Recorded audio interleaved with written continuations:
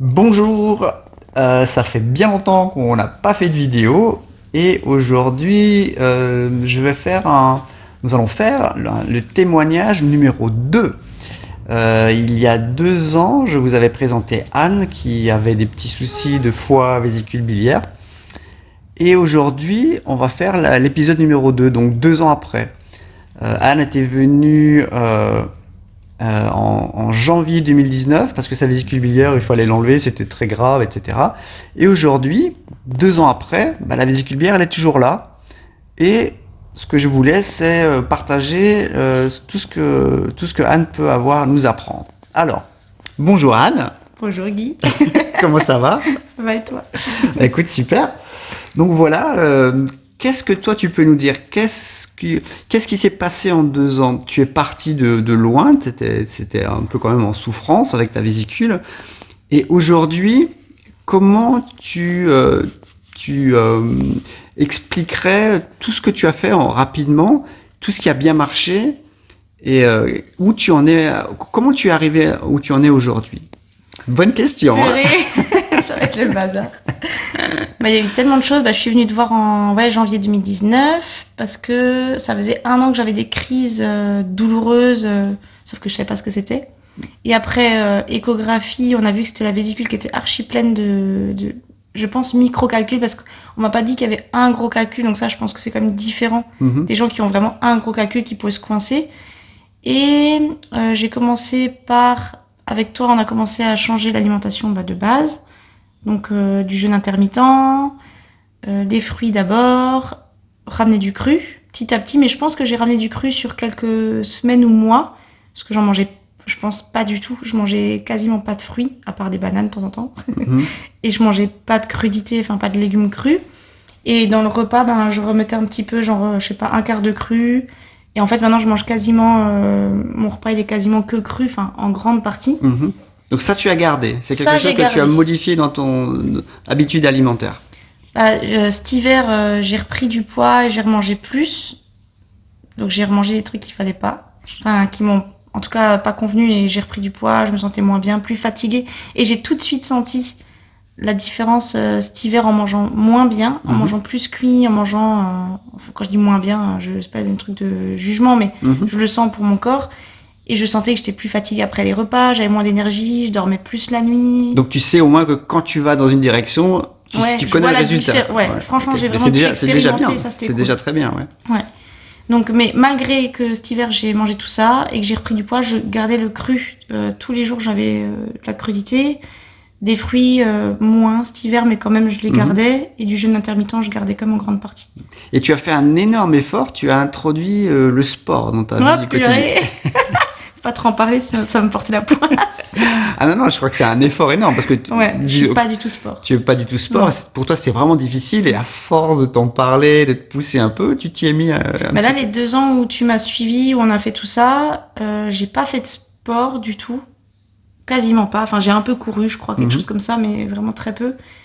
Mais je perdais beaucoup de poids, donc peut-être c'était que je perdais beaucoup de poids aussi parce que je faisais pas de sport et qu'il y avait pas de muscles, je sais pas. Mais là, j'ai repris le sport, mais ça fait que 2 mois, mais je fais 2-3 séances par semaine. Et voilà. Pour l'instant, je tiens. Franchement, c'est super. Et surtout, n'arrête pas, parce que le sport, c'est quand même quelque chose qui va, rien que pour le mental, pour éclairer l'esprit. Oui, je le vois que je suis plus en forme, et je le sais en plus. Mais voilà, là, pour l'instant, ça me plaît, parce que je fais un peu du sport, un peu de danse, on va dire. Mais on va voir. Donc, si on parlait d'un bilan 2 ans après, donc tu as toujours ta vésicule, tu l'as pas enlevée. Oui. Elle te fait souffrir de temps en temps, peu, moins? Alors j'avais des souvent crises vraiment tout le temps. En parallèle de ça, je précise quand même que j'ai de nouveau un traitement pour la maladie de Lyme que j'ai depuis avant qu'on se connaisse. Et je pense que ce traitement perturbe un peu mon foie parce que ça fait travailler fortement mon foie vu que ça, je sais pas comment simplifier ça, mais ça tue la maladie de Lyme qui fait que ça doit passer par le foie. Donc je pense que ça a amplifié peut-être les crises. Mais là, depuis décembre, donc depuis 6-7 mois, j'ai pas fait une seule crise de la vésicule. De temps en temps, je sens que c'est un peu lourd, si j'exagère, mais comme d'autres personnes. Mais j'ai pas fait de crise, alors qu'avant, j'étais à 2 doigts d'aller à l'hôpital en décembre. Donc ça s'améliore.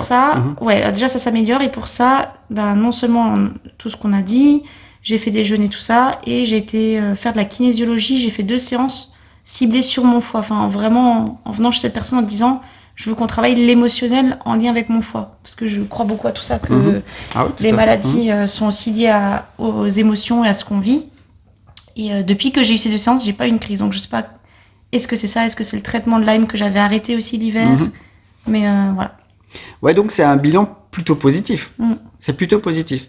Mais c'est vachement long.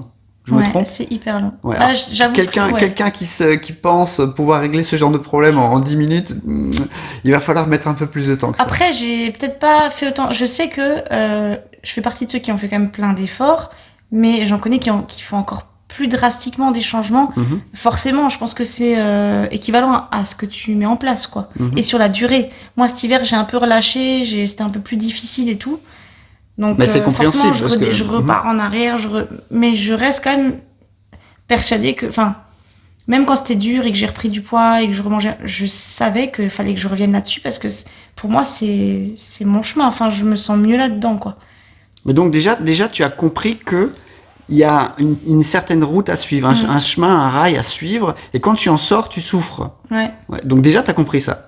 Donc c'est déjà puis il peut changer le chemin parce que je teste des trucs, peut-être ça marche pendant un an, peut-être, enfin...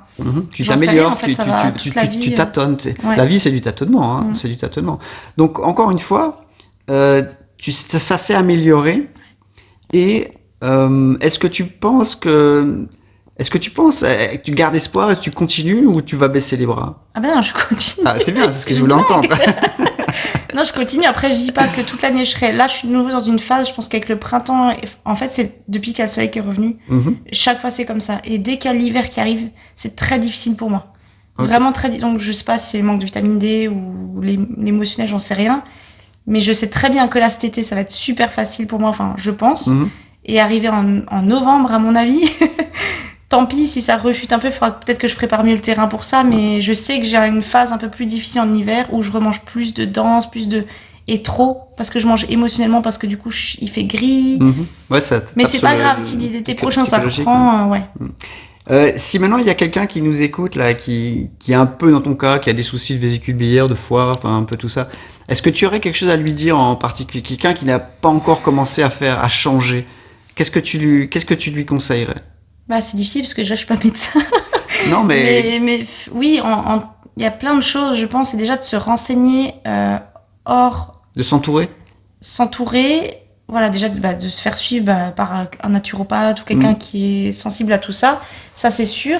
Et moi, j'avais aussi de la chance que mon médecin traitant généraliste m'avait dit n'enlevez pas votre vésicule, donc c'est déjà assez rare aussi. C'est rare aussi, ça. Parce que l'échographiste lui m'a dit il faut l'enlever tout de suite. 6 mois après, il m'a redit de l'enlever aussi. Je veux pas l'enlever, franchement, s'il faut vraiment un jour, tant pis, mais je fais tout pour pas l'enlever, parce que c'est hyper important. Enfin, pour moi, il n'y a pas de raison enlever un organe, c'est quand même pas rien, même si on te dit oui, il n'y a pas de souci, pour moi, c'est pas possible. Et sinon, j'ai fait la cure Moritz aussi, la cure du foie, mais ça, je pense qu'il faut vérifier avant par échographie s'il n'y a pas des gros calculs qui peuvent se coincer pendant la cure. Ça, c'est à se renseigner, mais il y a des groupes Facebook qui... Moi, j'ai beaucoup aussi cherché d'informations sur Facebook grâce à des groupes sur la vésicule biliaire, des choses comme ça, des gens qui ont... Mais voilà, je pense que faut surtout expérimenter, essayer petit à petit, se renseigner. Mais c'est long, en fait. C'est ça que... C'est long, la vésicule, dans cette vidéo, c'est le point que je voulais aborder, c'est long, c'est laborieux, c'est pas simple. Un exemple humain ici... voilà, c'est pas grand chose d'autre à rajouter. Après, pendant 30 ans j'ai mangé ce qu'il fallait pas et j'ai fait n'importe quoi, si je mets 5 ans à rétablir ça, finalement c'est rien. Pas mal, à côté de ce qu'on a fait, quoi. Voilà, c'était une bonne pensée positive, tout ça. Voilà, Anne, je te remercie. Tu voulais rajouter encore quelque chose, une dernière conclusion, un dernier mot? On a parlé de tout. Je crois que c'était tout. C'est parfait. On n'a pas parlé de jeûne parce que tu fais pas mal de jeûnes, surtout d'intermittents. C'est que je pense que quelque chose qui doit beaucoup aider aussi à reposer le foie au quotidien.